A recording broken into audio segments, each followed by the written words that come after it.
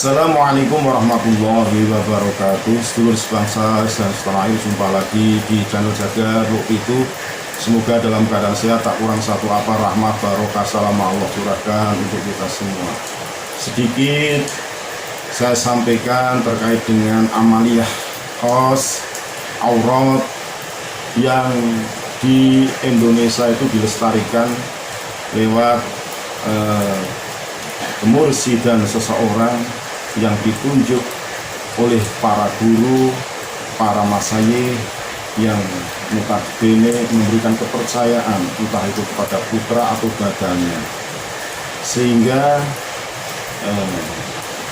amaliyah khas ini atau thariqah aurat ini banyak dilakukan atau dijalankan kepada mereka-mereka yang sudah mapan atas amaliyah-amal yang dilakukan sehari-hari secara syariat.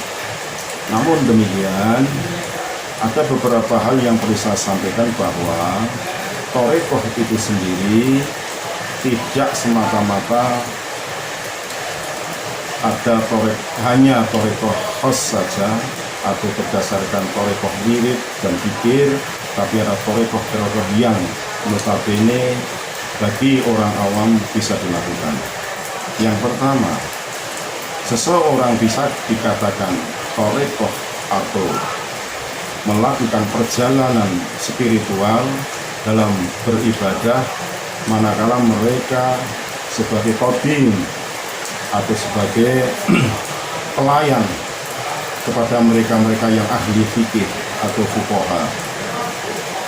Orang awam seperti kita ini bisa bagaimana ikut mengkaji atau mengaji ilmu-ilmu fikih yang dilakukan oleh para guru-guru yang ahli dalam fuqaha.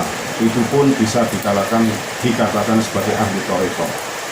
Yang kedua, mereka sebagai qadim atau santri, para kiai-kiai yang notabene mengajarkan secara ilmu syariat lewat pondok-pondok pesantren.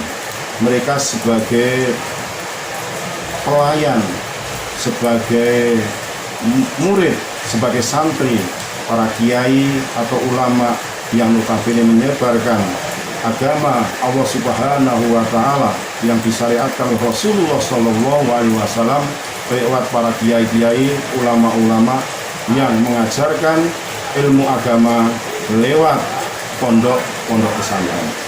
Yang ketiga, ada kiai-kiai yang kia-kia berjalan dari satu tempat ke tempat yang lain, mengajarkan syiar agama lewat pengajian, lewat dakwah umum, pengajian akbar, lewat panggung ke panggung yang mengajarkan ilmu-ilmu syariat, baik itu fikih, tauhid, dan lain sebagainya.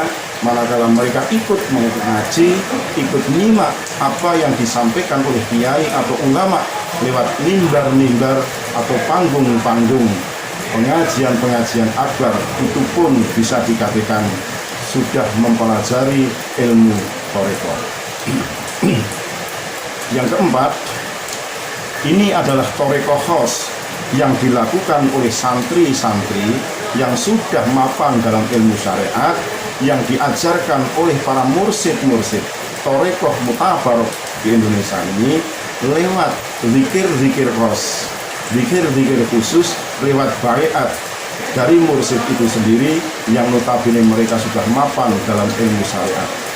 Jangan salah, jangan sampai belum mapan ilmu syariatnya, secara keilmuan belum tahu tentang apa yang disyariatkan oleh agama Islam itu sendiri, baik yang sunnah maupun yang wajib, sudah masuk ke ranah thariqah khas ini atau thariqah aurat. Karena nanti biasanya orang yang belum paham tentang syariat sudah menggeluti ilmu thariqah khas atau aurat ini punya kebiasaan akan mengunggulkan ibadah tersebut sehingga lebih mulia daripada mereka yang menjalankan ilmu-ilmu syariat. Hal-hal inilah yang dipandang perlu kita sampaikan, bahwa ilmu thariqat ini itu tidak hanya ilmu tarekat yang khas, yang aurat, tapi sudah saya jabarkan tadi menjadi kodim daripada fuqaha ahli fikih, menjadi santri daripada kiai-kiai yang mengajarkan lewat pondok pesantren, menjadi kodim atau mengaji lewat mimbar-mimbar, lewat podium-podium, lewat pengajian-pengajian akbar yang dilakukan oleh para ulama maupun kiai di bumi Nusantara ini.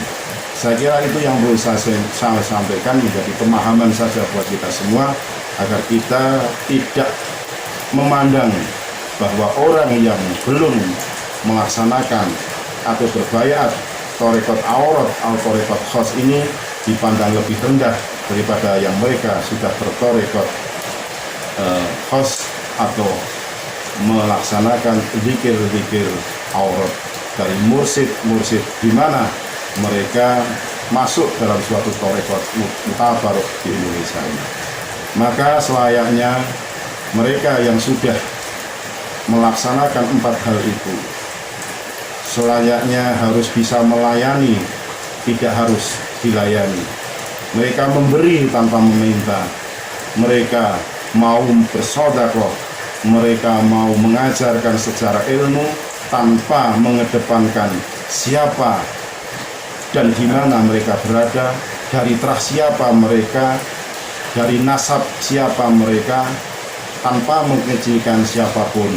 Kita harus berdiri sama tinggi, duduk sama rendah.